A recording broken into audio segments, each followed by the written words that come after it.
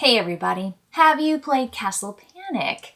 I think you might have. It came out in 2009 and it's a cooperative protect the castle game where everyone's working together to fight off all the baddies who are coming in from all sides trying to break down those walls and get through your fortifications. And you can win together or lose together.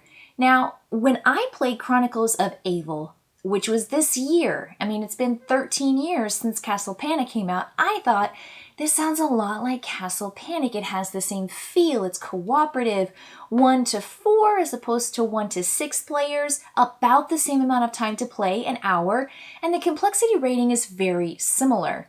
But I will tell you, there are some distinct differences with Chronicles of Avel that for me make it the game I want to go to if I want to play this game.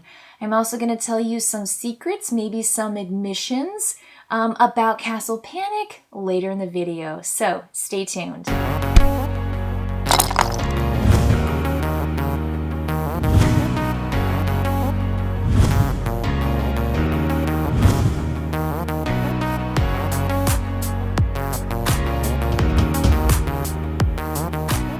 So I want to start off by really talking about Chronicles of Avel and what I think it offers that's different from Castle Panic. And the first thing is that there seems to be this real desire for customization, and every player has a slight RPG focus where you get to color. We did get out our coloring pencils from our copy of Cartographers, the deluxe. They came with all the crayons.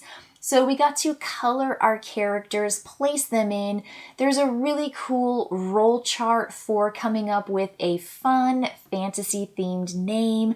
And so your character has a name, and you just place this into a personal player area with your hearts that are your hit points. And so it just has this really role-playing mood and feel to it that Castle Panic doesn't necessarily have. Each player doesn't take on the role of anyone. They're just all kind of working together and, playing with their cards face up, much like we do in Pandemic, where you have cards and those cards are your actions. Now, speaking of the actions, every player gets 2 actions to do on their turn, and there are 4 things to pick from. A player could move, battle, do a tile action, or rest. And all 4 of them are really important, and you always feel like you don't have enough turns or actions on your turns. And so I think that just obviously makes it really cool for me. I like it when a game makes me feel like I should be getting 3, and if I could have 3 every turn, 3 actions, I could actually get some things done. And so I like the balance of always feeling like I've got to make some hard choices. Do I move and just move 2 spaces and that's it? Or do I battle and then move? Or can I move into a space and then battle? What about resting before I go into a battle so I can heal up? There's also the tile actions. Some tiles grant you really, really cool things like the wishing well. And so there's just this wonderful exploration feature to this game that again fits in with that RPG feel, because not all of the tiles are face up when you begin the game. Only when you move into a space do you find out, is this a monster spawn spot? Is this a place where I can buy certain things or trade things or maybe make wishes? So I think that this has character and it adds choice and restrictions with the actions, but it also adds the exploration feel of turning over tiles and finding creatures and finding really cool stuff. So there's some really fun things about this that bring it a little bit more to life without adding this insane amount of complexity. When I look at the scores on BGG, it says that Chronicles of Avel is a 1.93 out of 5, and Castle Panic is a 1.66. So it's not even a full 0.3 more complex rating-wise. And I felt like this was a hearty game. It seemed like it might be a game for young people, and the age for this says 8+. I think kids at 8 might still have a tough time making choices in this game. I think this is more of an adult game than Castle Panic, which has a 10+ for age.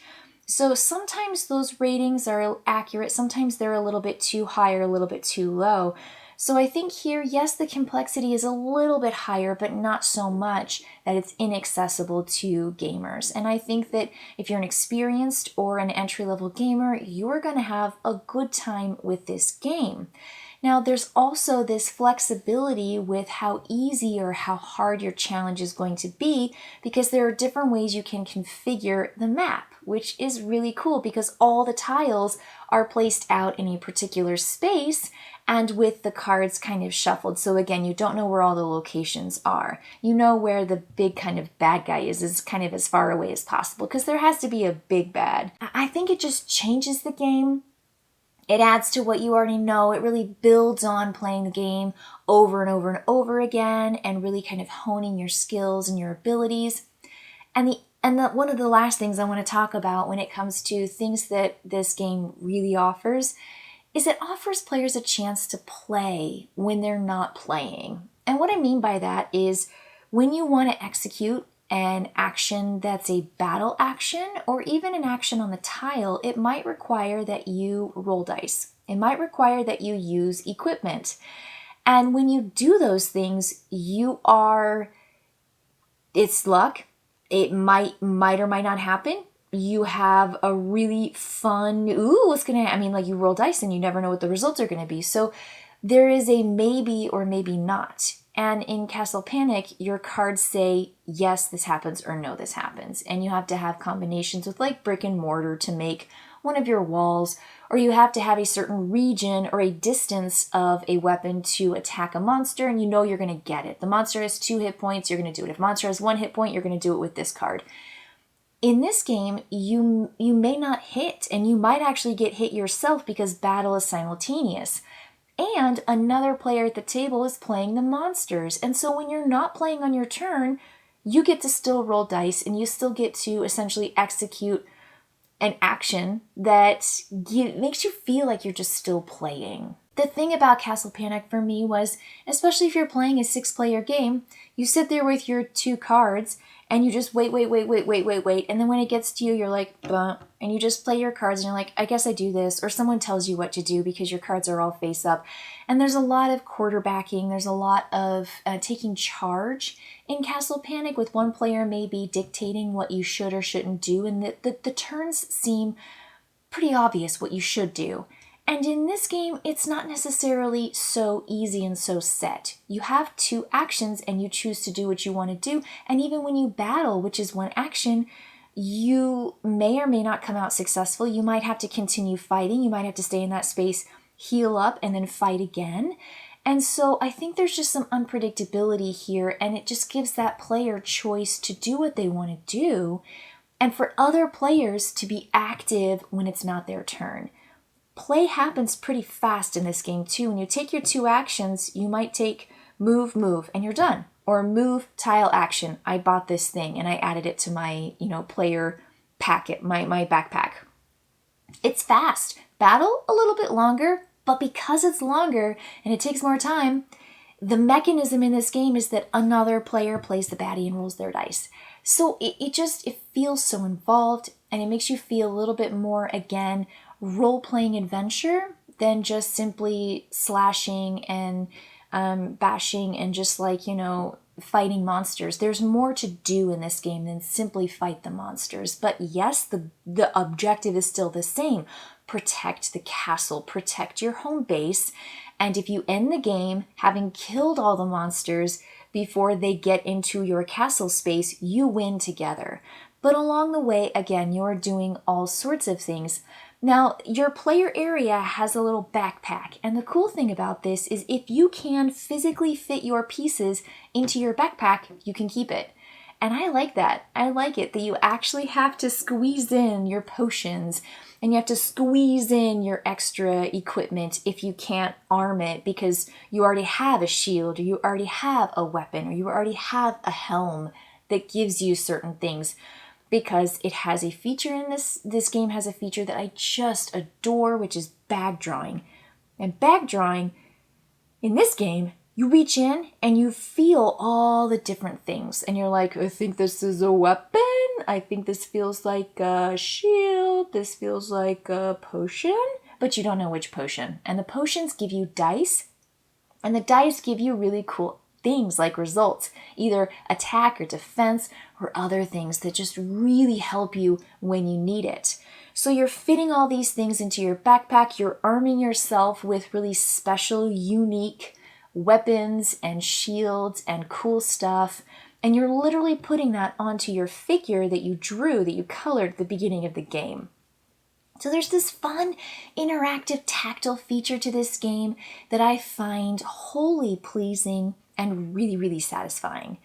So when I want this castle panic feel, I want to play this. And when I played this, I was actually very hesitant because secrets told, you now know, I'm not a fan of castle panic. I actually had to stop playing it because I just was always not having a good time. And it was hard because people around me were playing it and having a good time. And it was kind of on the wave of those cooperative games where people were having a great time playing together. And I wasn't against it being cooperative. I just found that there was one person who could really come in and dictate your action and say something before you have a chance to do it, or you feel pressure to listen to your friends to do certain things. And I just felt like it was overwhelmingly one player playing the game with everyone else sitting around listening to what they told them to do. And I guess I just got tired of that. And I also found the game to be maybe a little bit too streamlined or too simplistic. And I wasn't engaged, like emotionally. I didn't feel like it was really working for me. So I kind of had to distance myself from Castle Panic. It's kind of one of those games that I say other people like to play and I don't necessarily enjoy. I have those games. I do, I promise. And Castle Panic is one of them. And so now you know why I say if you like this game, if you like Castle Panic, you're probably going to like this game. But for me, I like this game and would play Chronicles of Avel over Castle Panic any day of the week because there are some really lovely features, all of the ones that I have talked about so far, that just make me feel emotionally connected to my character, tactily involved, and on other players' turns being the baddies. Even though I'm rolling dice, I don't want to roll well. And it's hard when you roll well against your fellow players and everyone's getting mad at you. Or in this case, it's always Lewis, because Lewis always rolls so well, whether it's him or a baddie. So whenever you want someone to roll at the table for the baddies, you always pick me because I'm rolling misses and ones. I mean, that's just what it is. I know it's not really a thing, but it is a thing. So Lewis rolls really well, and another player we were playing with was essentially fighting Lewis, was their roller for the baddies, and he died like 3 times because Lewis's hits were just so massive. That's fun. We still won the game, barely, but it was a nail biter. It was just really intense.